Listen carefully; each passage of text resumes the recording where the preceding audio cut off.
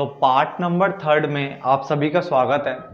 रोजगार part number 3, part number 1, part number 2 complete हो चुका है। कोशिश करते हैं इसी पार्ट में पूरा चैप्टर खत्म हो जाए। क्लियर है? ठीक है।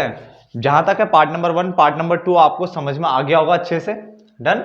तो स्टार्ट करते हैं आज की ये वीडियो पार्ट नंबर 3 की, जिसमें पहली हेडिंग जो हमारी है वो है रोजगार रहित समृद्धि।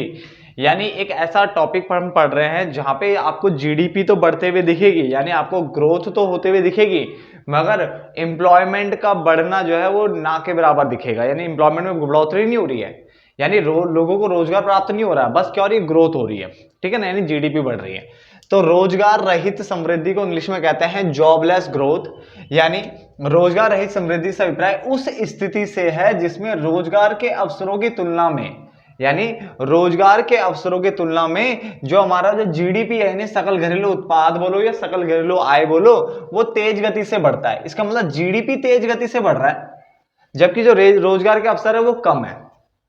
ठीक है, जिसके परिणाम स्वरूप क्या होती है, बेरोजगारी उत्पन्न होती है। यानी ये जॉबलेस ग्रोथ है, यानी एक ऐसी ग्रोथ जिसमें आपकी जो है इकोनॉमी में जीडीपी, जो आपकी जीडीपी है ना, इकोनॉमी की जीडीपी की, वो तो बढ़ रही है, यानी जीडीपी तो बढ़ रही है, मगर रोजगार के अवसर ज्यादा नहीं बढ़ रहे हैं। वो बहुत कम संख्या में बढ़ रहे हैं या फिर नहीं बढ़ रहे हैं, ये बोल सकते हो आप। या तो बहुत कम संख्या में, मतलब बहुत कम जॉब निकलती है, जैसे आपने देखा होगा ना, लाखों लोग बढ़ते हैं बट हजारों जॉब निकलती है। तो ये हाल हो रखा है, यानी ग्रोथ तो है मगर रोजगार नहीं है। तो रोजगार रहित समृद्धि क्या हुआ, रोजगार रहित समृद्धि से अभिप्राय उस स्थिति से है, यानी ये उस स्थिति की बात कर रहा है जहां पर रोजगार के अवसरों की तुलना में, यानी रोजगार के अवसरों की तुलना में जीडीपी में तेज गति से वृद्धि हो रही है, यानी जीडीपी बढ़ रही है और रोजगार के अवसर कम है। ठीक है ना, जिसके परिणाम स्वरूप बेरोजगारी उत्पन्न होती है। तो पहला टॉपिक क्लियर हो गया। बात करते हैं अब औपचारिक क्षेत्र की। एक होता है औपचारिक क्षेत्र, एक होता है अनौपचारिक क्षेत्र, फॉर्मल सेक्टर और इनफॉर्मल सेक्टर। ठीक है ना, फॉर्मल सेक्टर की बात करें तो ये अर्थव्यवस्था का संगठित क्षेत्र होता है। क्या होता है, ऑर्गेनाइज्ड सेक्टर होता है, संगठित क्षेत्र होता है। जबकि अगर हम इसकी बात करें तो ये असंगठित क्षेत्र होता है, जिसको अनऑर्गेनाइज्ड सेक्टर कहते हैं। क्लियर है? तो ये संगठित क्षेत्र होता है, ये असंगठित क्षेत्र होता है।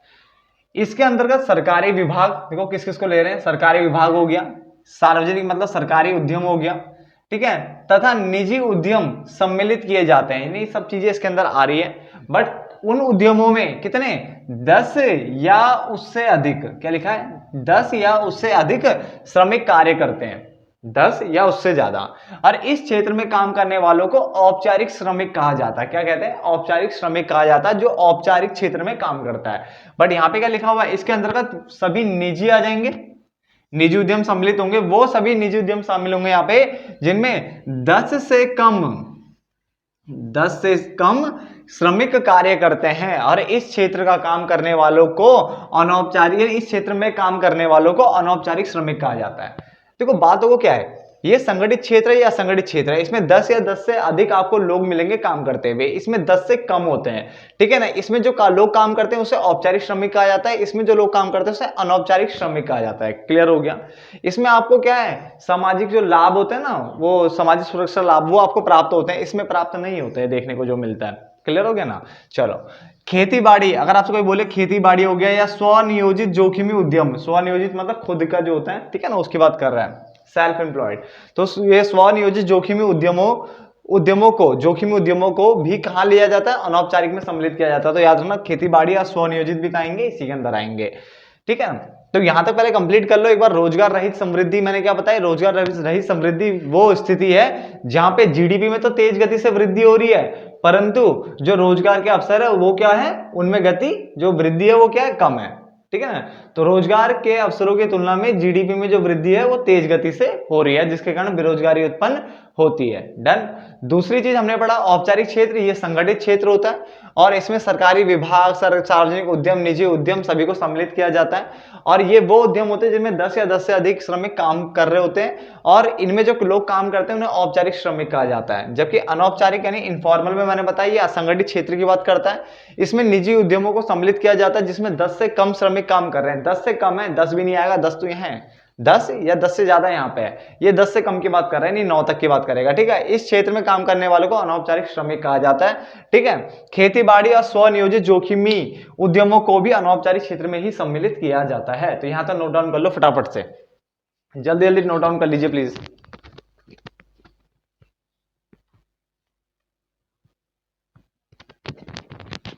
जल्दी फटाफट से कर लीजिए।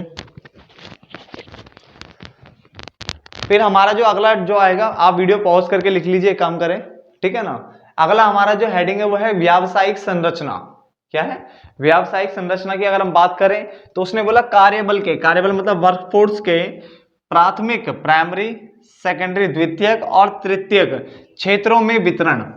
यानी आपने वर्क फोर्स का क्या करा? वितरण कर दिया, बांटा है आपने अपने कार्यबल को ना, जो लोग काम कर रहे हैं उनको बांटा है। किस किस में बांटा? प्राथमिक क्षेत्र में बांटा, द्वितीय क्षेत्र में बांटा और तृतीय क्षेत्रों में बांटा। उसी को क्या बोला? व्यावसायिक संरचना बोला। क्लियर हो गया? तो कार्यबल को आपने प्राथमिक, द्वितीय, तृतीय क्षेत्रों में वितरण किया है, उसको व्यावसायिक संरचना बोल दिया, ठीक है ना। आगे औपचारिक रोजगार के आंकड़े। औपचारिक रोजगार के आंकड़े कहां से एकत्रित किए जाते हैं? तो ये आपके एकत्रित किए जाएंगे कहां से? श्रम मंत्रालय से। कहां से? श्रम मंत्रालय से औपचारिक रोजगार के आंकड़े जो हैं वो एकत्रित, ठीक है, किए जाते हैं, ठीक है। तो यहां तक आप नोट डाउन कर लीजिए, ठीक है। मेरे हिसाब से तो चैप्टर काफी आसानी है, ऐसा कुछ खास तो है नहीं अभी तक इसमें कुछ, ठीक है ना।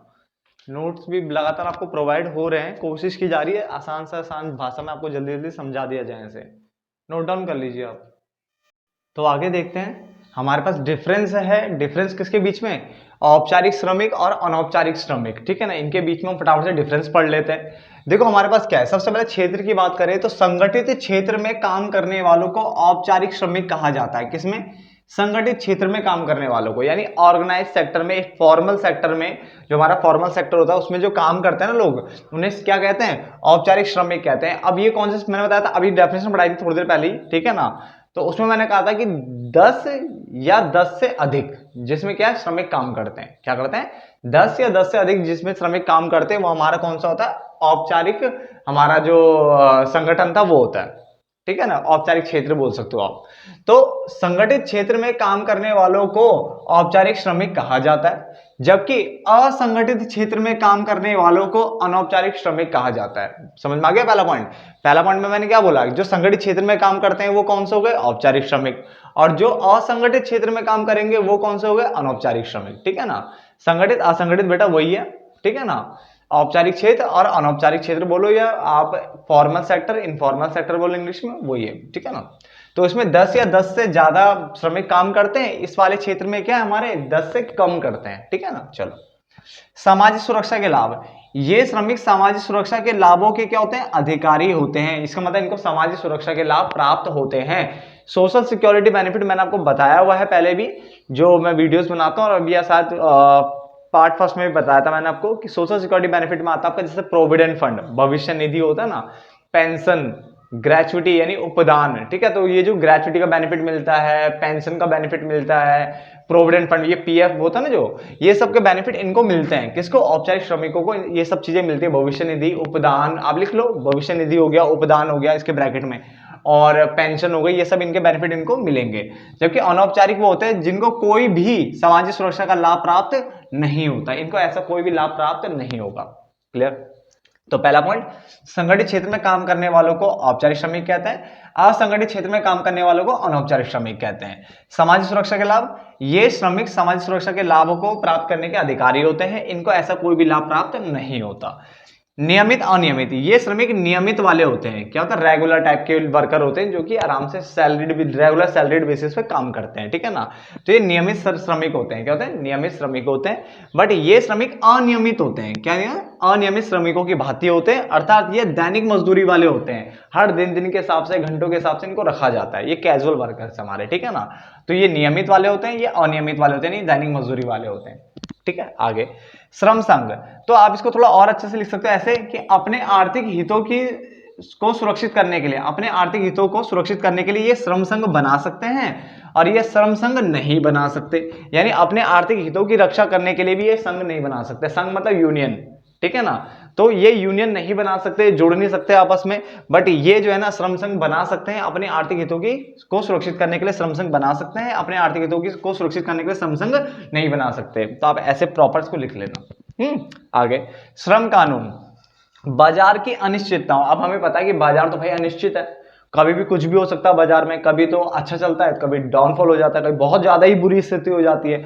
तो इसने बोला बाजार की अनिश्चितताओं के बदले जो विभिन्न जो अलग अलग हमारे यहाँ श्रम कानून है ना, इन्हें क्या करते हैं, सुरक्षा प्रदान करते हैं, इनको सुरक्षा प्रदान मिल जाती है श्रम कानून से, ठीक है ना। बट इन्हें कोई भी श्रम कानून सुरक्षा प्रदान नहीं करता, नहीं करता भाई साहब इन्हें, ठीक है ना। इसलिए ये बाजार की अनिश्चितताओं से क्या होते हैं, अधिक संवेदनशील होते हैं। जैसे ही बाजार में उतार चढ़ाव आता है, कोई भी दिक्कत आती है, सबसे ज्यादा प्रभावित होते हैं ये वाले। क्लियर है, कोई भी सिक्योरिटी बेनिफिट नहीं है, श्रम कानून इनकी हेल्प नहीं करता, तो दिक्कत आ जाती है। तो एक बार फटाफट से रिपीट कर देता हूं मैं इसे मिटाने से पहले। संगठित क्षेत्र में काम करने वालों को औपचारिक श्रमिक कहते हैं, असंगठित क्षेत्र में काम करने वालों को अनौपचारिक श्रमिक कहते हैं। संगठित क्षेत्र वो क्षेत्र होता है जिसमें 10 या 10 से अधिक क्या वर्कर काम करते हैं, और असंगठित वो होता है जिसमें 10 से कम काम करते हैं। इनको सामाजिक सुरक्षा के लाभ यानी जैसे भविष्य निधि, पेंशन, उपदान यानी ग्रेचुटी का लाभ के अधिकारी होते हैं, इनको कोई भी लाभ प्राप्त नहीं होता। ये नियमित श्रमिकों की तरह होते हैं, ये अनियमित श्रमिकों की होते हैं, अर्थात ये दैनिक मजदूरी वाले होते हैं, ठीक है ना। ये अपनी आर्थिक हितों की रक्षा के लिए, आर्थिक हितों को सुरक्षित करने के लिए श्रम संघ बना सकते हैं, ये श्रम संघ नहीं बना सकते। बाजार की अनिश्चितताओं, जैसे बाजार में अनिश्चितताएं होती हैं तो उसके बदले में विभिन्न श्रम कानून इन्हें सुरक्षा प्रदान कर देते हैं ताकि इनको ज्यादा प्रभाव नहीं पड़ता इनके ऊपर, ठीक है ना। बट इनको कोई श्रम कानून सुरक्षा प्रदान नहीं करता, इसका मतलब अगर बाजार में उतार चढ़ाव आएगा तो ये क्या है, इनमें ज्यादा प्रभावित होते हैं, ठीक है ना। तो फटाफट से नोट डाउन कर लीजिए, होप सो आपको ये भी समझ में आ गया होगा जहां तक है। तो आगे बढ़ते हैं, अगला है जो हमारी हेडिंग है वो हमारी क्या है, कार्यबल का अनियमितीकरण, ठीक है। चलो, लिखा है कि अनियमितीकरण से अभिप्राय उस स्थिति से है जिसमें कुल कार्यबल में, किसमें लिखा हुआ है, कुल कार्यबल में अनियत भाड़े के, अनियत मतलब अनियमित, आप अनियमित भी लिख सकते हो, तो अनियमित भाड़े के मजदूरों के प्रतिशत में समय के साथ साथ क्या होती है, बढ़ने की प्रवृत्ति पाई जाती है। देखो नाम से पता चल रहा है अनियमितीकरण, यानी जिसमें अनियमित श्रमिक लगातार बढ़ते चले जा रहे हो, ठीक है। तभी तो देखो वहां पे वर्ड लिखा है, देखो कार्यबल क्या होता है, जो लोग एक्चुअल में काम कर रहे हैं उन्हें कार्यबल के अंदर लाते हैं, है ना। अब यहाँ पे लिखा है अनियमितीकरण, यानी कार्यबल मतलब जो बंदे काम कर रहे हैं उनका अनियमितीकरण, यानी वो नियमित रोजगार में नहीं है, वो अनियमित रोजगार में लग रहे हैं। तो नाम डेफिनेशन यहीं से कवर हो रही है नाम से कि अनियमितीकरण से अभिप्राय जिसमें उस स्थिति से है जिसमें कुल कार्यबल में, यानी जो टोटल जो वर्कफोर्स है उसमें अनियमित भाड़े के मजदूर या अनियत भाड़े के मजदूरों के प्रतिशत में समय के साथ साथ क्या देखने, वृद्धि देखने को पाई जाती है, वृद्धि देखने को मिलती है। क्लियर हो गया।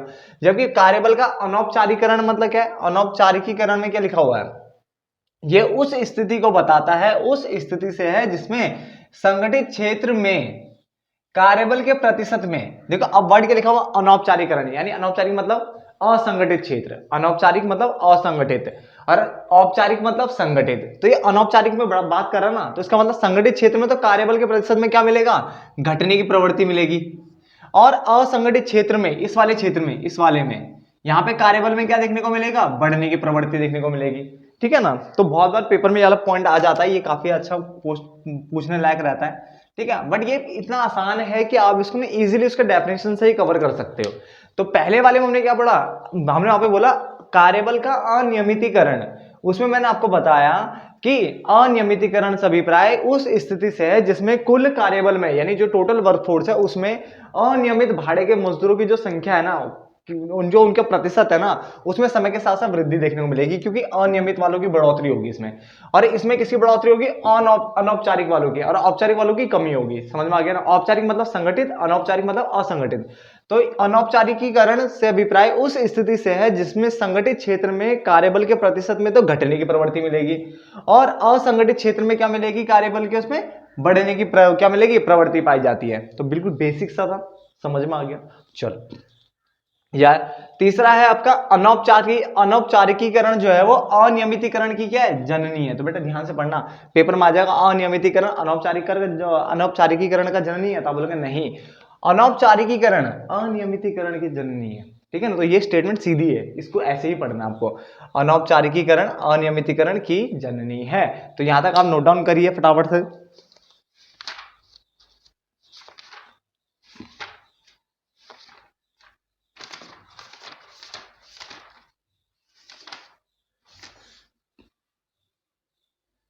ठीक है ना, यहां तक हो गया।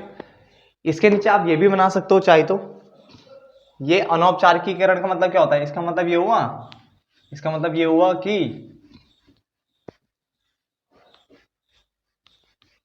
इसका मतलब क्या हुआ, आप इसके नीचे ये ऐसा कुछ बना सकते हो कि जो औपचारिक है, औपचारिक यानी कौन, जो संगठित क्षेत्र है, संगठित क्षेत्र है, ठीक है ना, इसमें जो होगा, इसमें जो कार्यबल का जो प्रतिशत होगा वो क्या होगा, यहाँ पे कम होगा। और अनौपचारिक, अनौपचारिक यानी असंगठित, इस क्षेत्र में कार्यबल का क्या होगा, ज्यादा होगा। बात में आ गया ना, यानी जो कार्यबल का जो प्रतिशत है, कार्यबल का जो प्रतिशत है औपचारिक क्षेत्र में कम देखने को मिलता है और अनौपचारिक क्षेत्र में ज्यादा देखने को मिलता है, ठीक है। तो इस टाइप का आप बना सकते हो हिंट के लिए, याद रखने के लिए, ठीक है। अनौपचारिक क्षेत्र में ज्यादा कर देना। चलो लिख लो फटाफट से।